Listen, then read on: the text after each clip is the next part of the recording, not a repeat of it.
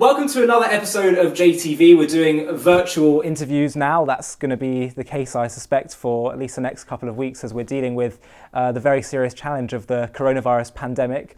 And we obviously want to continue to create content and we want to reflect on what's going on and discuss what's going on, both from how we handle this as human beings, but also there might be some interesting Jewish questions to ask in terms of how can we continue with Jewish practice and Jewish life when you're self-isolating and when you're at home. So to discuss some of these questions, we're joined again by Rabbi Zobin, who's been on the program many times, and we're delighted to have him again, who I assume is speaking to us from his home. Is that correct? Yes, I'm in my home, isolated like everyone else, and managed to get a few minutes of quiet here in my study. So, Ollie, delighted to be back and speaking to you. Well, I'm pleased to be able to give you a bit of downtime, a bit of solace. So I'm asking every guest that I have on this program during this pandemic and this crisis, what's front and center in your mind at the moment? Wow, lots of things. I think first and foremost, like everyone else, I'm struggling to make sense of this. Who would have thought even a few days ago, and never mind a few weeks or months ago, that we would find ourselves in this situation? It's surreal. It feels like something out of science fiction. It's difficult to believe that it's really true, and it's frightening. It's unsettling. It leaves one unsure really of the basis of one's own personal well-being and health, the well-being and health of the near and dear, obviously our precious community, and society in general. Where are we and where is this going, and how are we going to emerge from this? How will this leave us in terms of our physical health, our emotional health, our spiritual health, and our financial well-being? Lots of questions about it. And I think, to me, that's in many ways, at least at the moment, the first and most important reflection I have on the situation. We're feeling confused, we're feeling uncertain, we're questioning whether we can cope and whether we can manage. And yet, in some respects, this is a little bit of a reality check. It's a reality check because in many ways, this is the truth of our existence. We sometimes forget how vulnerable we are as people and as a society.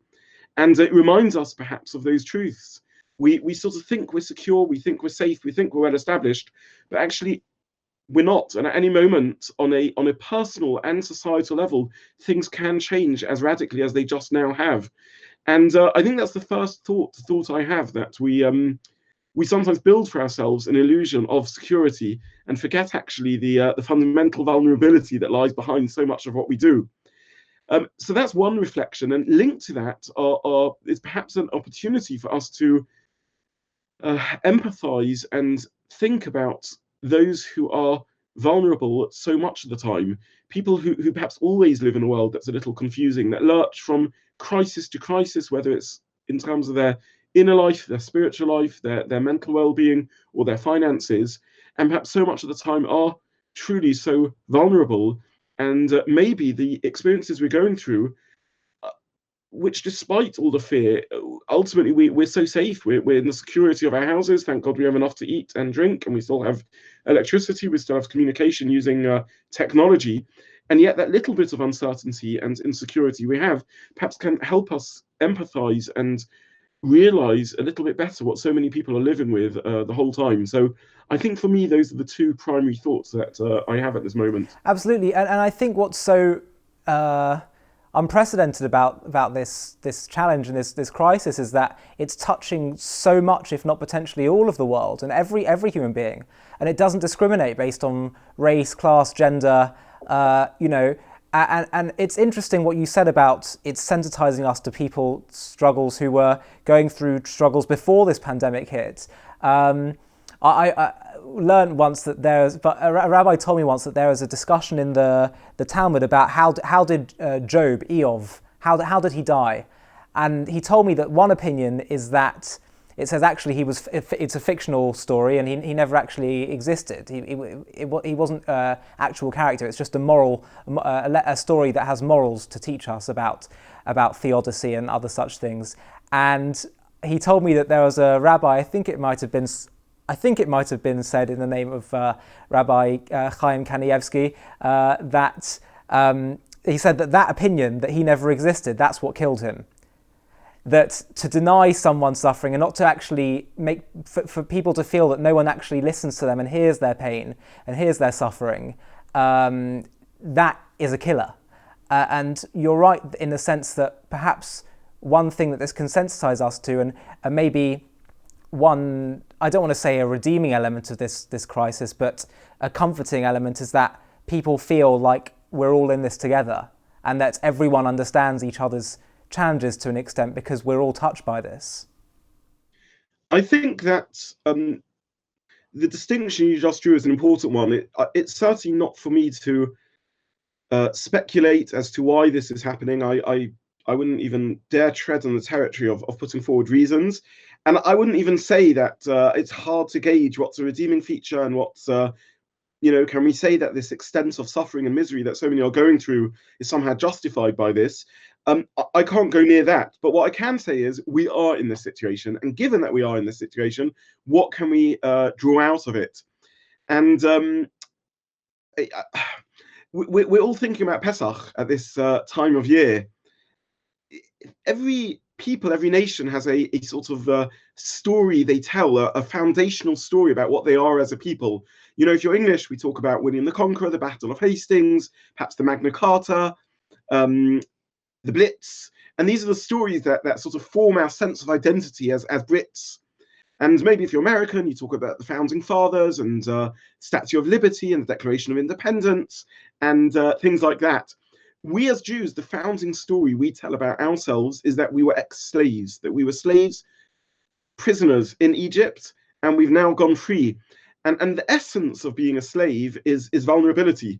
The essence of being a slave is not being in control of one's own fate, being uneducated, smelly, unhygienic, poor, unable, not in control of one's fate and one's destiny. And that's what it means to be a slave.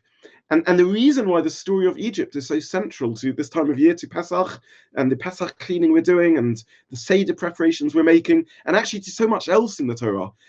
The Exodus of Egypt is at the heart of Shabbat. It's at the heart of the mezuzah that we have on our doorposts as we walk through the doorways. It's at the heart of the tefillin that we place on ourselves.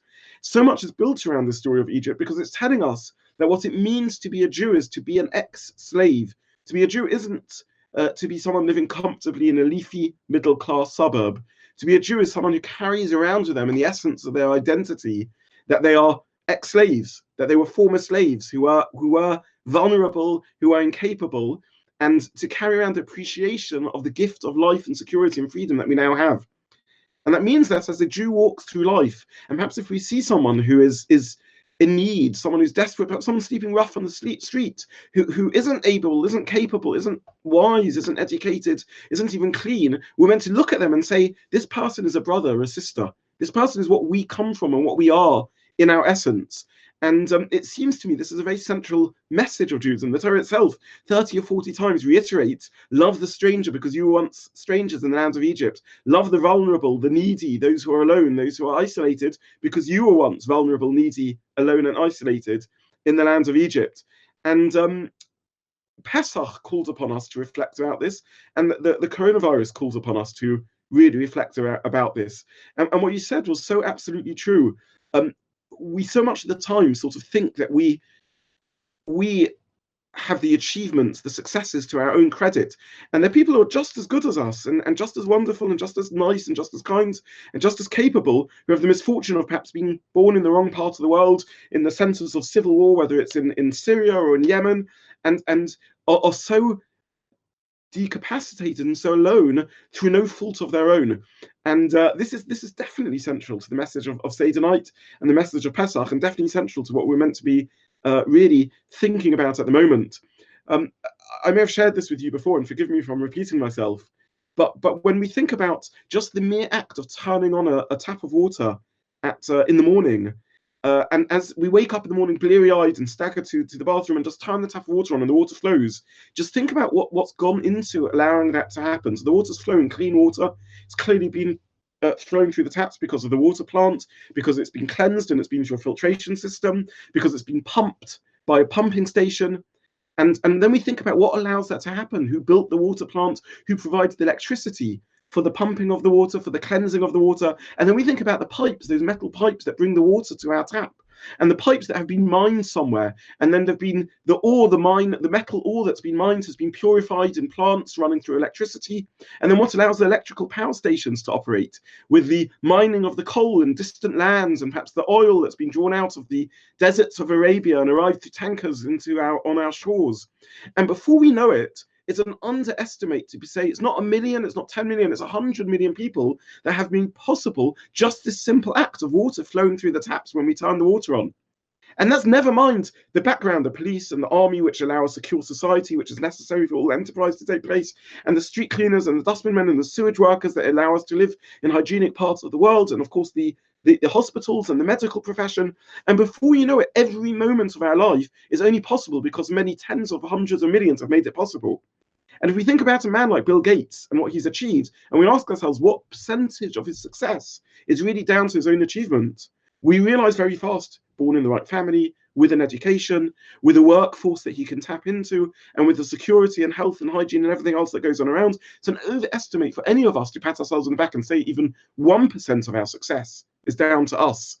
And I definitely think what we're going through now reminds us of that. And we're all in this together, absolutely. And we're reminded about how much of our success is really dependent on things that are beyond our control, other human achievements, society as a whole, and of course the very gift of life, which we got from God, which is the other central theme of the Pesach story, the intervention of God in our lives and his existence, through which our existence is made possible. So yes, I think what you're saying is right, and this is definitely connected to the difficult experiences we're all going through at the moment. To stay up to date with JTV content, click subscribe here if you're on YouTube and hit the alarm bell. And if you're on Facebook, hit the like button, and under following, click see first. If you enjoy watching JTV content and want to help us continue to grow, please consider making a donation to us by clicking here.